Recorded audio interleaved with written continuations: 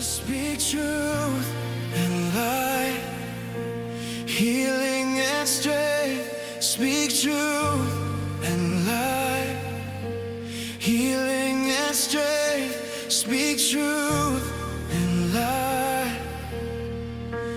You are the light of my soul, of my soul. Right now, wherever you are, you may be feeling weary, surrounded by noise, or carrying quiet burdens, falsehood spoken over you, perhaps fear, sickness, or weakness of heart and soul. Into those shadows, our Father speaks. This program was born from that conviction that God is not silent, that through His Word, through the daily readings of the Church, He speaks truth, life, healing, and strength. So much of our world is horizontal. Important, urgent, loud, but the horizontal beam is held up by the vertical. Here we turn upward to hear the heart of the Father and to let His Word steady us for the day. Each morning, Live It Today offers a free daily reflection arriving as early as 4 a.m., uniting thousands who begin the day listening together. You can receive it at liveittoday.us. This first episode is unique as we enter a week marked by renewed awareness of the vulnerability of human life. From conception to natural death, we're sharing a brief address given to high school and college students preparing for the March for Life. It's a reflection on the moment we're living in, the role each of us plays, and the quiet but consequential power of truth, courage, and love. We're glad you're here. This is Live It Today. Healing and strength, speak truth and light. This is one of the most important, I think, movements that there is. And of all the places you could be, I think you guys really stand as heroic. I remember being your age and going on the bus many moons ago. I don't think there's anything more important than people standing up for what really matters and doing so with love. So because it's so consequential, I'm going to embarrass myself. I'm kind of recovering from a cold. But I'm going to try to play a song, and you guys can just laugh at me or whatever. But how many of you guys know classical rock? Any classical rockers here? All right, some of you may know. We're going to play a Name That Tune song. See if you guys can name it. If you get it right, you can have some of the leftover macaroni and cheese or something.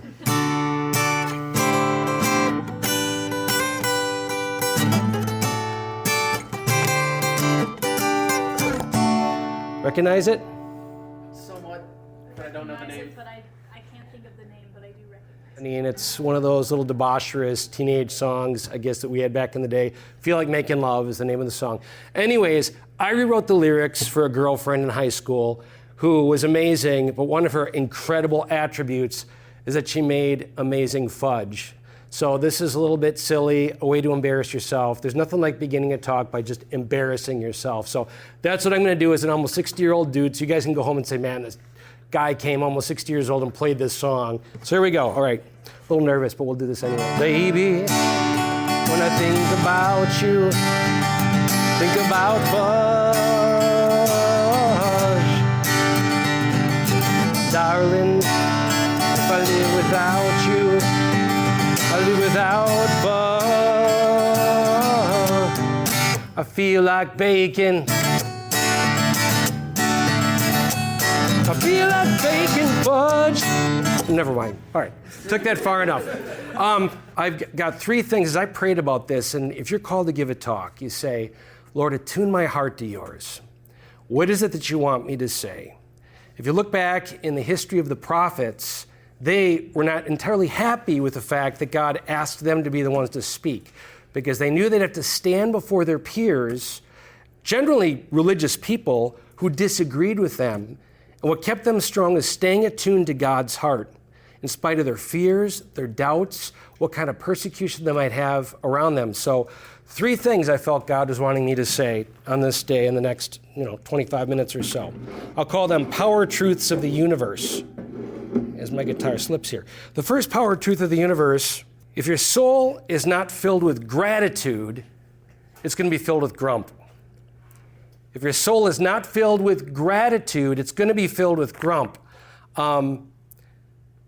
neuroscientists have recognized that the same part of the brain that processes anxiety, depression, all that yuck that you may feel and I may feel, I don't care if you're almost 60 my age or if you guys are in your teens, just the angst and stuff that we feel in our lives, all of that, the same part of our brain that processes that also processes gratitude. And it can't be both at the same time. So I know that there's pharma and I know there's, feel-good sorts of language and books and, certainly get out, go for a walk and things to kind of get rid of the yuck that we may feel inside. But the most powerful thing is gratitude, giving thanks to God. Try it sometime. When you feel like you're just struggling with something, maybe your boyfriend, girlfriend, somebody said something, a text, whatever's going on, lift your heart in praise to God. I'm going to ask you some of your names and just ask you quickly something you're grateful for. You have a good smile. What's your name? Lane. Lane, what comes to mind? What are you grateful for? My family. Okay, it's amazing. What's your name? Caroline. Caroline, what are you grateful for? Today. That's awesome, just to be alive. All right, first name? Austin. Austin, it's a great name. What are you grateful for, Austin? My friends. Okay, really cool. Where do you go to school? Evergreen. You have a lot of good friends? Yeah. What makes a good friend? Someone who's loyal to you and stands by you no matter what. Okay, it's awesome. Shares your values, makes you a better person. Awesome. What's your first name? Sam. Sam? Yes. Awesome. What are you grateful for, Sam? Good prophet name, by the way, Sam. Family and home. Okay. Just by doing that in this short period of time, you defeated the gates of hell in certain ways. You defeated the gates of hell. If you look back at the very beginning of time, there was the very first angel whose name was the highest angel. Do you remember his name? Who was the top dog, top angel at all of creation, beginning of time? You're not allowed to answer, David. You guys know his name? Yes. Lucifer. Lucifer. What does Lucifer mean? You know the word etymology? Etymology means the essence of the word, the meaning of the word. The highest of all angels. Light bearer. Light bearer. What were Lucifer's tasks in the eternal realm? What was he charged to do? What was his activity? I don't know this. Okay, I was like, he led the choir of angels. That was the highest activity. If you look into Revelation, what we'll be doing forever and ever, and it sounds like boring. Oh gosh, we're going to be worshiping God for all eternity. Worship is not simply in voice, it is certainly that, but it's that part of our hearts, that yearning, that hunger, that passion, put in the right direction. We will worship. You are worshiping right now. Everything we say and that we do reveals the nature of our worship. The highest worship is toward God who made us for himself. So Lucifer at the beginning of time, light bearer, he's the most brilliant and beautiful of all angels. His task is to lead the choir of angels. But do you know what happens? He looks along this continuum of time. We can't see it. Picture yourself going to the Sears Tower. If you know what that is, it's a different name in Chicago. I forget the tallest skyscraper. But it's the Macy's Day Parade or whatever. I'm shifting because that's in New York. But let's just say we're in Chicago. You see the parade go by, there's a Bart Simpson float and everything else going by. You can see it from the top, every float that's coming up the street, if you will.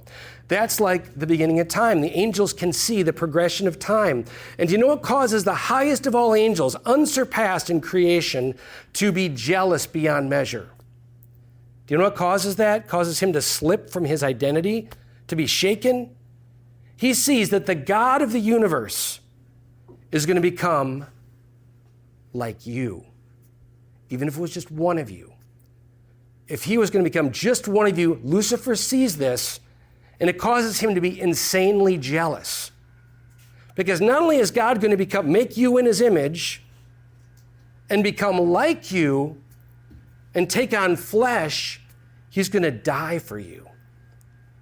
That is incredibly powerful to think about. So Satan, he rebels. He says, no, I'm not going to let you go with these little ants, these puny little things. You're going to become one of them. He rebels. He says, I will not serve. He ceases to give gratitude for who he is, and his soul is filled with grump. Grump is the state of hell. We choose it. We choose separation from God when we choose grumps. And the reality is, the superpower that you just exhibited a few moments ago by identifying something that you're grateful for connects you with the dignity of God. It makes you like light. It causes the light of eternity to fill you. Now, everything around you can kind of get a sense of the battle now playing out in the world. He can't take away your dignity. Satan cannot deprive you that God made you in his image, that he took away your form. He can't change that. But what he can do is distract you. How many of you have ever been to a picnic and you're in a great conversation with somebody, but this annoying, pesky fly keeps buzzing about you? You guys have that experience? Have you heard of the book, Lord of the Flies? Some of you? Do you realize that has deep theological meaning to it if you study it? Beelzebub literally means Lord of the Flies. Satan has no power over you or me, but he can distract us. So you have this intimacy going on with somebody you love, say God, and Satan buzzes about, hey, a little bit of cell phone here, or Instagram, or who said that in TikTok, or I can't believe my mom said that, or dad said that, or the world's going on with this, or pornography, whatever, maybe distraction to keep you from that deepest intimacy that we yearn for. I don't care if you're almost 60 or 16, 17, 18, whatever you guys are, our deepest yearning, one thing I know about all of you, two things in fact, never having met any of you, is that our deepest yearning is to be loved and to love. If we talked for a long period of time, if I was on the bus with you, if we were chilling, you're telling me your life and you like this sport or this class you like or that teacher you don't, if we drill down, your deepest yearning, it's going to be, I really wish somebody loved me for who I am, a friend who cares about me, knows me, that I don't question whether or not they're going to be with me. To be loved and that I can return that love to them. That resonance with God, that design that God gave us, Satan wants you to forget about it. He wants you to look for that deep yearning that you have to other things to fill it. And let me ask you the question, you don't need to answer. Does anything else satisfy it? Does the next image you happen to see in your cell phone satisfy it? Does the next correspondence or even great award or soccer goal in the field or anything, does it really satisfy it long? No. So I'm going to play another song here, just as kind of an act of worship, as bad as it may be. There was a guy named Rich Mullins. You guys remember that name? He wrote the song, Oh God, You Are My God, I Will Ever Praise You. He was going to become Catholic, and he had was killed in a car accident a week before he was to become Catholic, one of the most popular Christian musicians. And he had this thing in concert. I was blessed to know him for a season. And he'd say this to a crowd before he'd invite them to sing. He'd say, if God gave you a bad voice, torture him with it. So I'm going to invite you, wherever you're at. Do any of you guys listen to Christian music at all, even once in a while? K-Love, Proclaim FM. Have any of you guys heard this song, Counting My Blessings? You have? Okay. Really cool song. It's reached over 180 million people. That's pretty awesome. If you look at videos, I guess there's been over 6 billion videos by this kid who wrote this song, played this song. Anyways, we're just going to sing the refrain right now. I'm going to invite you to sing it with me. God, I'm still counting my blessings with all that you've done in my life. The more that I look in the details, the more of your goodness I'll find. Father, on this side of heaven, I know that I'll run out of time, but I will keep counting my blessings, knowing I can't count that high. That may not be your preferred worship song, but to have our souls filled with worship all the time, whether it's a conscious song or just the currency, you want to talk about strength in sports, and I love sports, strength in drama, if you're into musicals or whatever, strength in friendships. It's cultivating a resonance of our soul of worship. Again, Satan wants to distract you from that. And the theme, so point number 1, is if our soul isn't filled with gratitude, it's going to be filled with grump. It's your soul always be filled with gratitude all the time. It's a superpower strength. Shifting, Lucifer, angel of light, matters seen. Let's shift to movies. In my day, my company produced marketing for Disney's Narnia, Superman Returns. You may have heard of some of these movies, and others. We were blessed to design that marketing. I sat in the corporate room of Walt Disney and other places to design this marketing to reach people. So I'm aware of the degree to which they get it.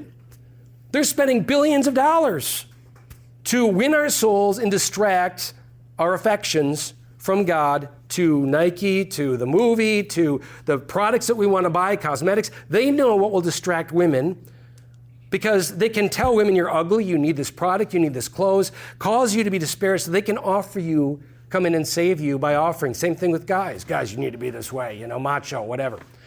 So, some questions. Think of your favorite movie or a favorite movie. I'm going to call on you, so whatever comes to mind, I'm going to ask you a favorite movie. What's your name? Dominic. Dominic, what's a favorite movie? A Hidden Life. A Hidden Life. Oh, that's really good. That's very sophisticated. What's your name? Nate. Nate, what's a favorite movie? Pirates of the Caribbean. Good one. Okay. Favorite movie? What's your first name? Joseph. Awesome names. Your parents know how to name people. Think of your favorite movie, and I want to demonstrate that the next point is it's not just who you are, but it's whose you are. If you're like me, there's times in your life where you're like, God, where are you? I need to know you. Like, it's just not connecting with me, right? Like, I go to Mass and the priest says this, and I should feel you or connect with you. Where are you, God? Have you ever felt that any time in your life? You guys, keep it real. Like, is this thing that we talk about faith, is it real? Because often we feel alone. Last 4 years, the numbers of depression, alienation, especially among your generation, have been off the charts. Here's a demonstration of God's presence to you in love. So I just asked you to think of a favorite movie. Whatever your movie is, there are 4 characteristics that describe every drama ever told, every life ever lived, every movie. First of all, you get the main character who begins somewhere. That's not a big surprise. The protagonist, they start somewhere. Part B, in every movie, every story, they go through a crucible. Some struggle, some challenge, some crisis. Think of your movie. They come through that crucible on the other side more fully aware of who they are. They're more attuned, they're more awakened, they're more aware, having come through the fire. And number 4, it informs their mission. Now, here's the cool thing. Billions of dollars are spent every year by people like us who flip on the TV, watch Netflix, Prime, Disney, Paramount, whatever it is, get on our phones to partake of dramas, and they all have these 4 main movements. Maybe there's something deeper to every movie that is drawing us to watch them in the seats that reveals something about our own souls that we share, whether or not you're atheist, agnostic, pagan, Jewish, Muslim, Kremlin, Hobbit, whatever you may be, whatever the comic book characters are there, whatever you are, whatever universe you're in, these 4 movements follow this again. The character begins somewhere. Let's give them the right names. Life. B, they go through the crucible. Death. They come out on the other side knowing their nature. Resurrection. Which informs their mission. Pentecost. Life, death, resurrection, Pentecost. What does that sound like? Jesus Christ. What he came to do, and our nature in him, maybe we're not just spectating these things on the screen, maybe we're drawn to them because there's something in us that is participating in that reality. I'm going to say that is in fact the case. That you are living an ultimate drama. Each of you are starring characters with millions of angels watching you go through these motions of wherever you're at in your life. You're experiencing a crucible. I could ask any of you right now, and that's an important question. What are you struggling with? What's the fire? What's forging you? What's pressing in on you? What pressures? What are people saying or doing? What are you angry about right now? What are you resentful about right now? That's the cauldron. God is presiding over this nature, by the way. He made you in his image. He's demonstrating that you are grafted in Jesus, who what? Life, death, resurrection, Pentecost. You stick with that in his grace. His hand is forging you for what? Intimacy. All of this life is about him forging us so that the totality of our hearts turn to him again in worship. Through that crucible, you're going to come out on the other side and recognize your nature, life, which is going to inform your mission. So that's the second question. It's whose you are. Your very life and what you're dealing with, that pattern reveals how close you are to the life of Christ that he revealed, the essence of our faith. Okay, so a third thing, then coming in for a landing. I had an epiphany year when I was 10 years old, an epiphany. Do you guys know what the word epiphany means? We experienced the epiphany a couple Sundays ago. Do you remember what happened at the epiphany? Anybody? David, you can answer it. Come on, David. No, the epiphany was the kings, right? Basically, it means revelation. It's when something happens in this world, when that veil between heaven and earth is breached and we experience something of God. When I was 10, 3 big movies that made a huge difference in my life. First was a series called Roots. Does that ring a bell for any of you? So it's basically chronicling the slave trade, slave industry in this country through the drama of Kunta Kinte and coming over from Africa and being in the United States and that horrific era in American history, which I know you've studied. Now, I'm only 10. This is 1977. I'm way older than you guys. But the second movie, I'll give you the movies, then describe. Second movie was called, or series was called Holocaust. It chronicled Nazi Germany and what happened in Nazi Germany. So in those two movies, I'm age 10, and I was blessed by God's grace to think about this. In both of those cultures, America, 1800s, 1700s, 1800s, and in Nazi Germany, there were predominantly Christian communities. Now, pardon my French, but how the hell do those who profess to know Jesus and love other people allow those to be enslaved who are made in the likeness and image of God? And I watched and I remember thinking age 10, like where are the adults? Because we look to adults, right, to kind of be the ones who make judicious decisions. And then Nazi Germany, the same thing. To watch those people in the trains and their sullen eyes and emaciated and taken away, and Kristallnacht, where they take them out of their homes and bring them in this apartment, and they burn all the Jewish places in Nazi Germany. Just as a 10-year-old, I just was shocked. And I said to myself this, do you guys know the name Dietrich Bonhoeffer? In Nazi Germany, Dietrich Bonhoeffer was one of the few who was willing to stand as a Christian. And he said, silence in the face of evil is itself evil. Think about that. Silence, standing on the sidelines, regardless of what anybody else is doing. If we are just silent in the face of evil, is itself evil. God will not hold us guiltless. God will not hold you and me guiltless by not responding to evil. Not to speak is to speak. Not to act is to act. That's what Dietrich Bonhoeffer said. I would say at age 10, I cultivated a Dietrich Bonhoeffer heart set, mindset. Something happened age 10 after this series as I had that thought, would I be one who stood on the sidelines, or would I have been in the game and tried to communicate and defend the slaves, if you will, to freedom, or the Jews? Would I have stood up? I didn't know, age 10. And I was struck, traumatized by whether or not I would because of the pressures. A few days later, I woke up and I saw this postcard on our kitchen table. My parents had gone to this event, pro-life event. It was a picture of an unborn child mutilated, about abortion. I knew about this. My parents talked about it, but to see it, basically it said to me, this is your movement. This is your slavery. This is your Nazi Germany. This is the reality happening in our neighborhoods, in our communities, with women who are facing horrific circumstances and being told, distracted by the enemy, that they are just need to navigate, need to get rid of this human life, God created in God's image.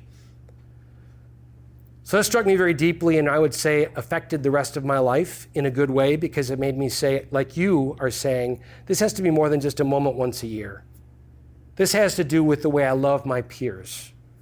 This has to do with the way I advocate when people struggle with sexual attraction and temptation in those moments where it matters most, which every human being's going to by God's design. Helping friends stand strong, to live the truth. This is where that battle is.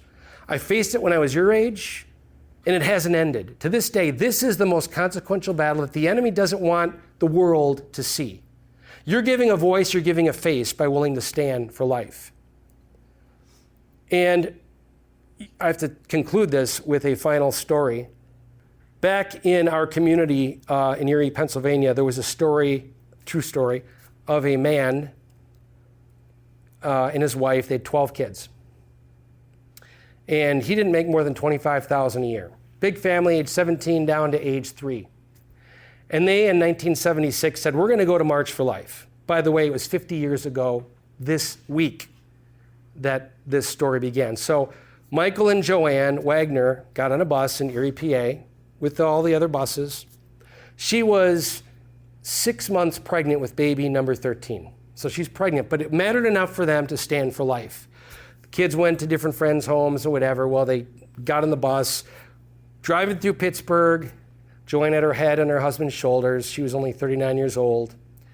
On the bus, midnight, she died. Michael, the husband, just knew, said, help, help, could tell that she had slumped over The bus stops. There were really no medics in the thing. They said they could feel the baby kicking in her womb. She had passed, his wife.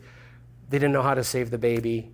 That night, Michael had to return to his home without the love of his life, his wife, and having lost his 13th child, to try to somehow raise these 12 kids without making a dime over $25,000 a year.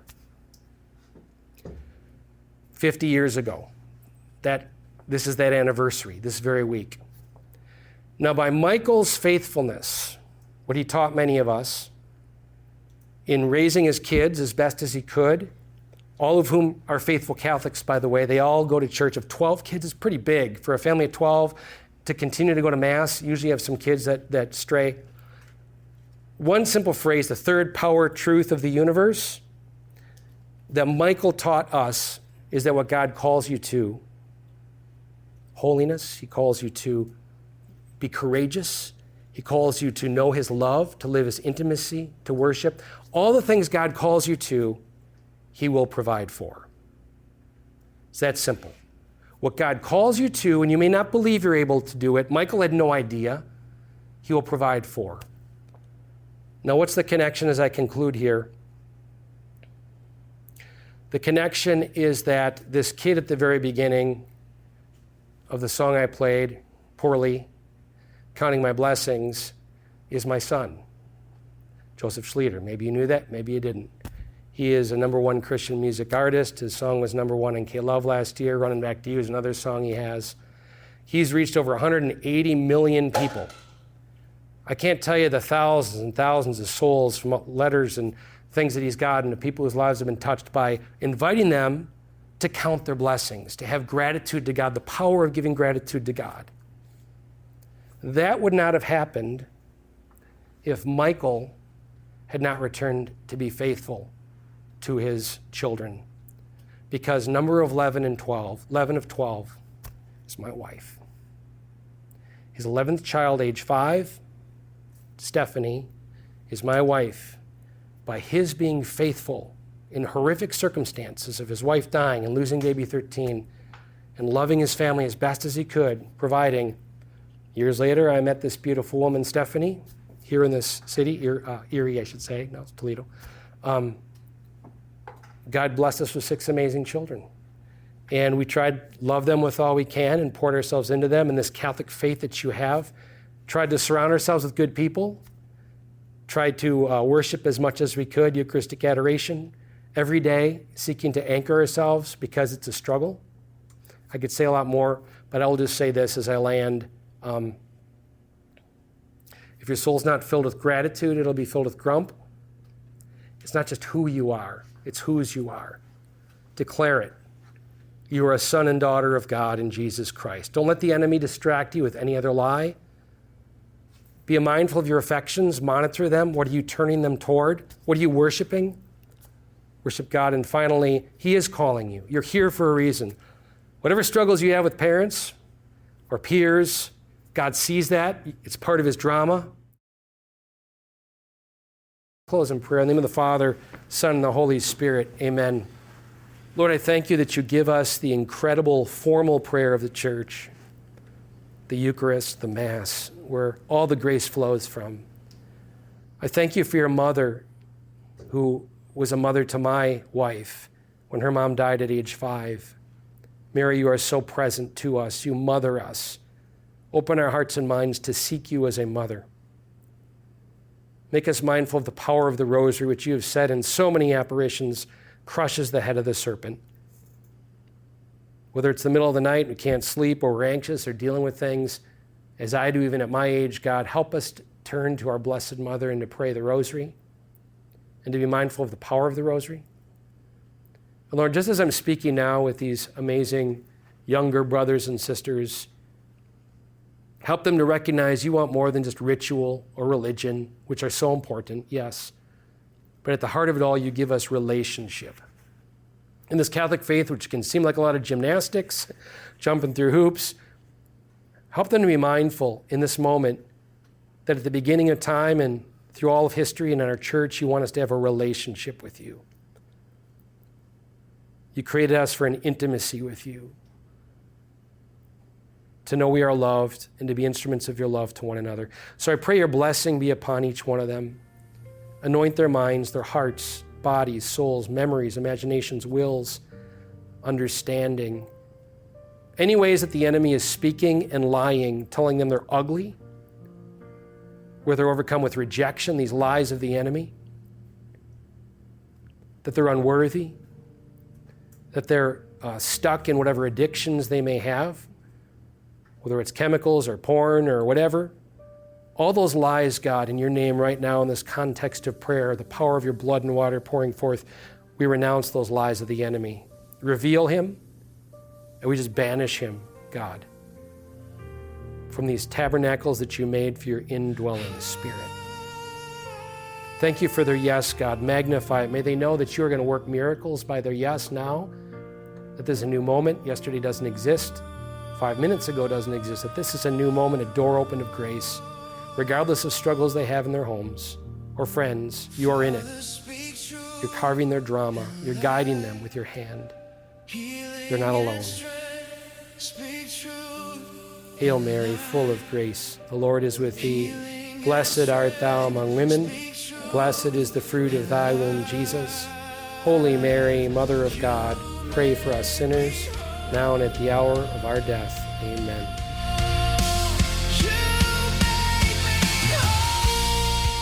Each morning, Live It Today offers a free daily reflection, arriving as early as 4 a.m., uniting thousands who begin the day listening together.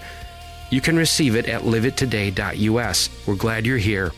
This is Live It Today.